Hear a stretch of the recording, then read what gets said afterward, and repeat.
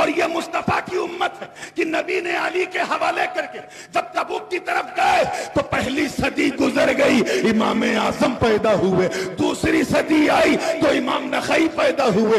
तीसरी सदी आई तो हजरत अलमराशी पैदा हुए। चौथी सदी आई तो जिंदा मदार पैदा हुए। पांचवी सदी आई तो गौसे आजम पैदा हुए। छठी सदी आई तो गरीब नवाज पैदा हुए। सातवीं सदी आई तो महबूब इलाही पैदा हुए। आठवीं सदी आई तो मखदूम समनानी पैदा हुए। नवीं सदी आई तो हजरत अब्दुल हक दौलवी पैदा हुए। 10वीं सदी आई तो हजरत शाह बरकतुल्लाह मारहरवी पैदा हुए। 11वीं सदी आई तो ख्वाजा बाकी बिल्ला पैदा हुए। 12वीं सदी आई तो मुजद्दिद अल्फसानी इमाम रब्बानी शेख अहमद शरहंदी पैदा हुए। 13वीं सदी आई तो शेख अब्दुल हक मुहद्दिस देहलवी पैदा हुए।